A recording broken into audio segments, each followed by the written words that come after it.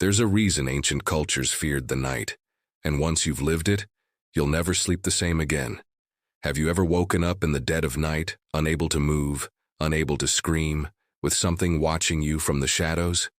If you've ever experienced sleep paralysis, this might be your worst nightmare. But if you haven't, well, let me introduce you to it.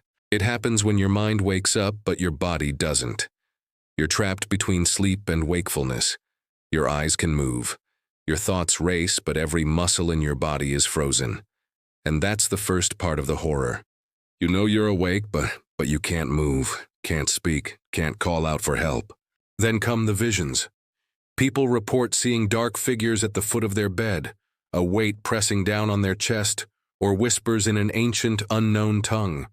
Some see shadowy demons. Others feel a presence hovering inches from their face. And the worst part, it feels real because it is. At least to your brain. Science says it's caused by a disruption in REM sleep. See, when we dream, our brains are incredibly active. We might thrash around or even vocalize, but our bodies are in a paralyzed state. That's meant to prevent us from acting out our dreams and hurting ourselves or anyone around us. But sometimes our brains get the message crossed. We're conscious but physically locked down. Our minds are still hallucinating, and that's when things get freaky. But here's the thing. Across all cultures, these hallucinations are eerily similar.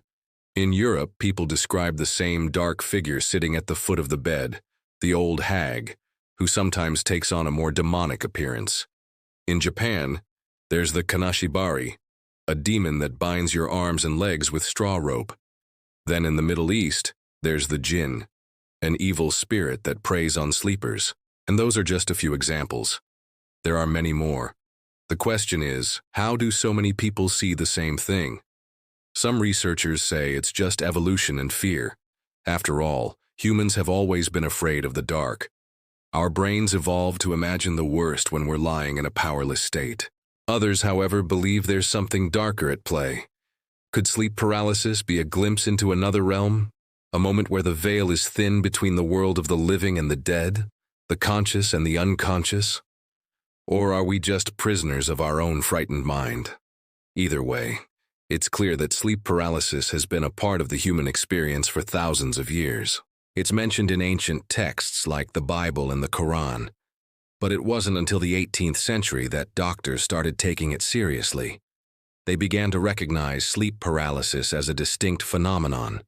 And today, it's estimated that about 8% of us will experience it at some point in our lives. That might sound like a lot, or maybe it makes you feel better knowing that you're not alone. But the truth is, we don't really know how many people experience sleep paralysis because, like all paranormal events, it's hard to study. Most of what we know comes from anecdotal evidence, people telling stories about what they saw or felt during an episode. And as you can imagine, those stories can be pretty wild. Some people say the entity on top of them was a hallucination. Others insist it was a real creature. Some say they were touched, and those who have felt those icy fingers claim that it was the most painful, horrible sensation of their lives. So what should you do if you find yourself suddenly awake, unable to move with a terrifying presence looming over you?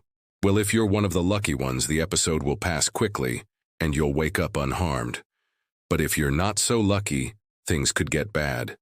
There have been cases of people injuring themselves during a sleep paralysis episode, thrashing around until they black out.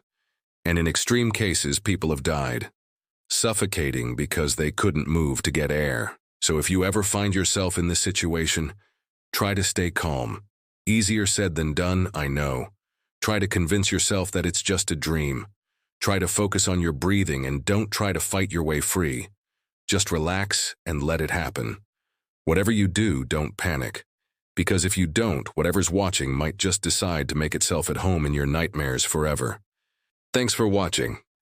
If you enjoyed this video, subscribe for more unsettling tales that challenge what we think we know.